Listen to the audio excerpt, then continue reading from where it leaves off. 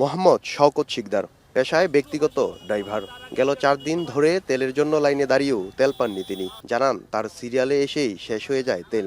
আমি আজকে 4 দিন ধরে তেল নিতে আসি। আসার পরে আমি ভোর 4টার থেকে সিরিয়াল দিই। সিরিয়াল দেওয়ার পরে এখানে আমরা অর্ধেক পথ আসার পরেই মানে শেষ মুহূর্তে আমরা তেল পাইতেছি। এই মোটর চালকের নাম ইমরান, পেশায় একজন চাকরিজীবী।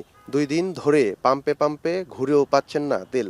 প্রখর রোদে এভাবেই ঘন্টার পর ঘন্টা অপেক্ষা তার। জানান আক্ষেপের কথা, চান সুষ্ঠু সমাধানও।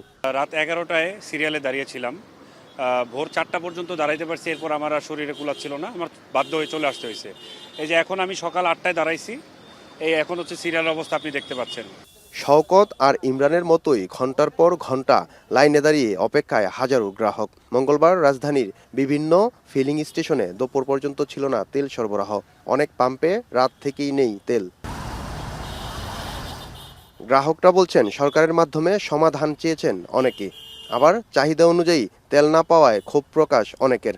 রাত 11টা সাড়ে 11টার দিকে এসে দাঁড়াইছি, এখন পর্যন্ত এখানে আছি, এখনো পাম্পের সামনে আসছি, এখনো যাইতে পারি নাই ভিতরে। সরকার তো বলে বলে তেল আছে পর্যাপ্ত পরিমাণ, কিন্তু পাম্পে পাম্পে ঘুরলে তেল পাওয়া যাচ্ছে না। আমরা এই তেলের জন্য কেন এত কষ্ট করব? কেন 12 ঘন্টা 10 ঘন্টা লাইনে দাঁড়াবো?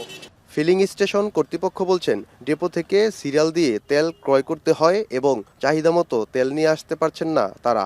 গ্রাহকদের তেল সরবরাহে দেরি হচ্ছে। সবচেয়ে বড় সমস্যাটা হচ্ছে আমরা এখনো চাহিদা অনুযায়ী আমরা পাচ্ছি না তেলটা। চাহিদা মানে যা তার অর্ধেকও আমাদেরকে তেল দিচ্ছে না। তার এই যে ঘাটতিটা, এই ঘাটতিটা আমরা কিভাবে পূরণ করব? মধ্যপ্রাচ্য সংকটে দেশের জ্বালানি সংকট নিরসনে সরকারকে আরও কার্যকরী ব্যবস্থা গ্রহণের দাবি জানান অনেকে।